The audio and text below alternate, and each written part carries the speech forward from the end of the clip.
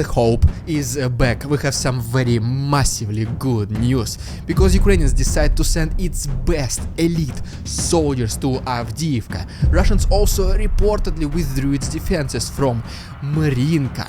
At the same time, Ukrainians started to use laser weapons, and HIMARS is receiving a crucial big update. But more about all of this in just a couple of minutes. What's up, investors? It's the Russian dude. Well, let's get straight to the point and talk about some ridiculous Russian propaganda. Yeah, boy! Okay, good one. Waited for the whole weekend. So, today we have some pillows from Russia. You probably heard in the past pillows with Stalin, Putin, some other politicians. Today Russians decided to go the next step. They made a pillow with metallic cylinder, and you can literally hug it while sleeping. I'm not even kidding. They even provided some instructions how exactly you should do in case you do not know how to hug a pillow with a missile on it. I mean, just think about it. Somebody actually came up with this design. They manufactured it, took pictures of it, and now they're ready to sell it. But wait, there is more. Somebody is actually going to buy them. In my opinion, this is the next level ridiculousness. So just let me know in the comments if you agree with this or not. And by the way, today it is time for you, Alessandro, Alex, Alexander, Alfonso, Alfred and Alfredo, to subscribe to the Russian Dude channel. It is your turn, guys, and if you also want to hear me saying your name, feel free to subscribe to my channel as well, and sooner rather than later I will say it out loud. I will be speaking straight to you. You can also follow me on Instagram. The week of very big announcements already started, and some people who already follow me, they already realize what's about to happen next week.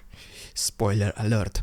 So just once again, the link to my Instagram is down below. I'm very excited to share this news with you guys. And okay, now let's talk about something which might not sound serious, but it is.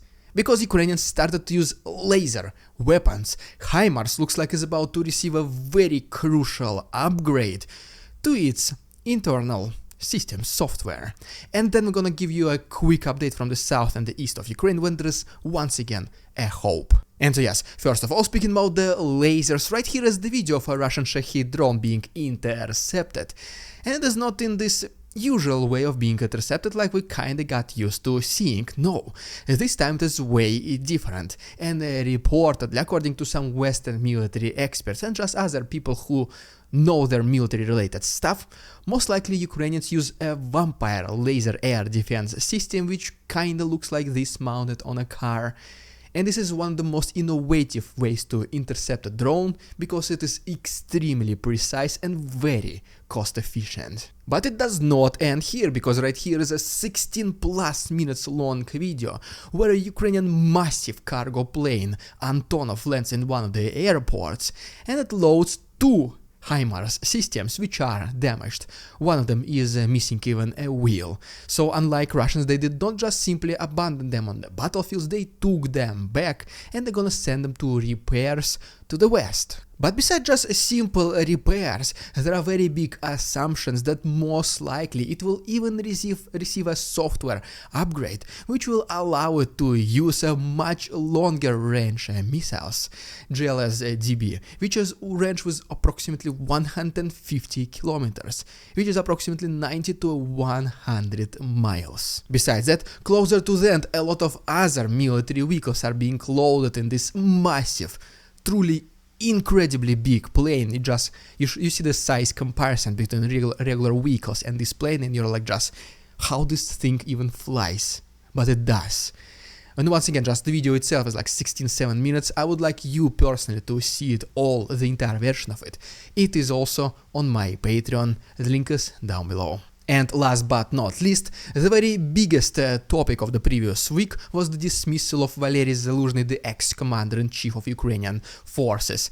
And many people thought that they had some very big conflict between Zelensky and Zaluzhny. Well, it is not exactly that. Because Zaluzhny also recently received the Hero of Ukraine award. Zelensky personally was awarding this medal to Zaluzhny, and whenever they were shaking hands and hugging, it did not seem like they had any kind of severe fight at all. They are still best buddies. Right, next we go quickly to the south of Ukraine as promised for a very quick update before switching our attention to the east. And first of all, right here is the video from Kherson region where Ukrainians using another one of its brand new drones called Darts and is effectively destroying Russian military vehicles. It is different from the drones that Ukrainians were using previously. That is why Russian air defense did not adapt yet.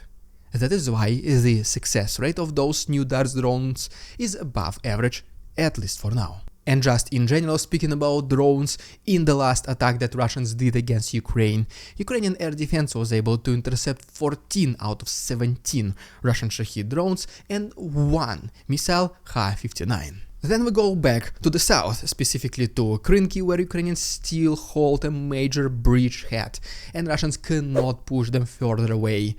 And just unlike Russians, like you remember whenever Ukrainians were saving their HIMARS instead of abandoning on the battlefield, this is something what Russians also do with their soldiers. They simply let them fall asleep forever, injured in the battlefields. Well, Ukrainians do not do it either. As you can see from this video, they did the entire raid trying to save some injured comrades on these islands along Dnipro River while still being under heavy fire from the Russian side. But they are successful. They were able to retrieve their comrades, bring them back to safety and get them medical attention. Fully uncensored version of this pretty intense retrieval raid by Ukrainians can also be found on my Patreon. Link is down below. There's 1 week of free access. And I also decided to give another benefit to my current Patreon members and the new ones, obviously. I would like to do a Q&A live stream today at 10 PM Eastern Standard Time, and you will be able to ask me any question you want and just hang out with me personally. So once again, the Patreon link is down below. Excited to talk with you guys. Right, now just last couple of words from the south before we switch our attention to the east. And first of all, reportedly in Zaporozhye frontline in Novodonetsk to the south of this settlement, Ukrainians were able to destroy an armored vehicle of Russians. And ultimately, right here is the weekly compilation of Ukrainians using FPV drones to attack the positions and military vehicles of Russians, and it is very successful. Ukrainians were able to attack and eliminate military targets of Russians without being even close to be intercepted.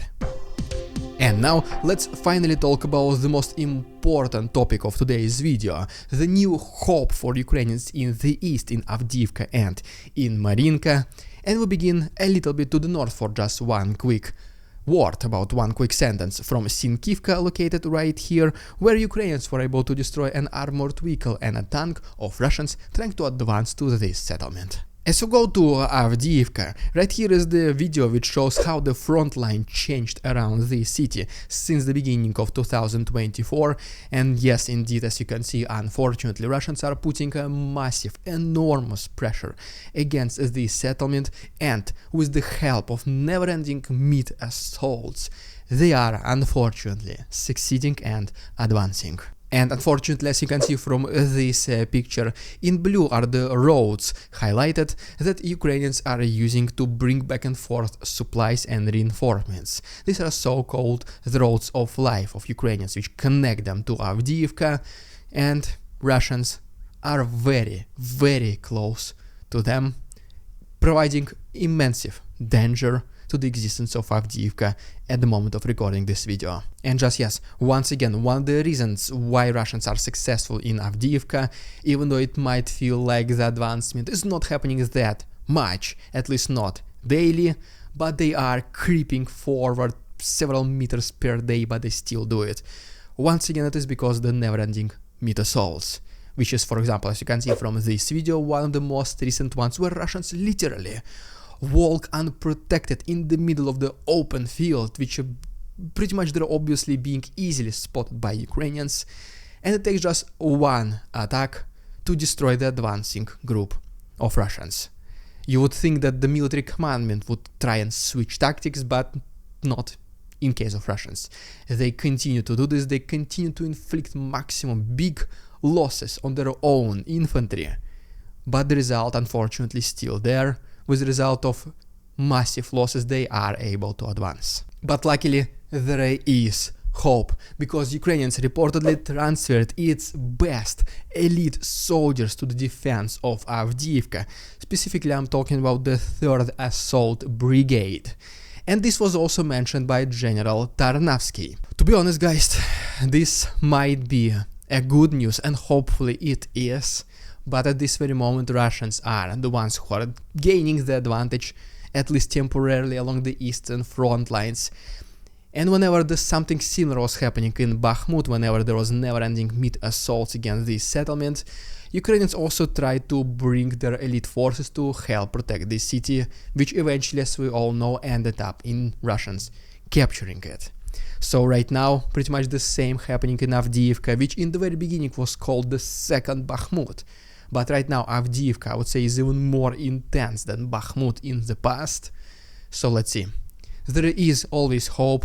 Hope never dies. Hope is the last thing that should be eliminated from people's mindset. So hopefully this time the outcome will be different. But wait, there is more. Actually, there is another good news from the east. Specifically what I'm talking about, Maryinka, is that Russians withdrew at least some of its defenses from along the front lines in this settlement. So let's see if Ukrainians will be able to take advantage of this temporary weakness of Russians. To be honest, I do not know exactly why Russians did it. Potentially, just my personal assumption is that they had to bring these forces to Avdiivka, because, let's be honest, this is their main attention point in the east at this stage of the war, and they need every single hand, every single soldier they can find possible, including from other intense cities, settlements, combat zones such as Maryinka. But what makes it also pretty upsetting is that right here you can see a picture of Maryinka, which is pretty much fully destroyed, and as soon as the war is done, the city needs to be rebuilt from the ground up. There is not a single building still standing, and surprisingly there are still civilians living in Maryinka, which kind of shows you what kind of a Russian peace the Z army brings to Ukraine. They said they had to protect Ukrainians from Ukrainians, to eliminate the violence, to protect civilians, and this is the way they achieve their goals, by fully destroying cities they swore to protect. Pretty questionable tactic if you ask me. But in one way or another, the combination of these two news, the elite forces in Avdiivka and the retreat of Russian defenses from Maryinka, from some parts of the front line, it does once again bring us a new hope.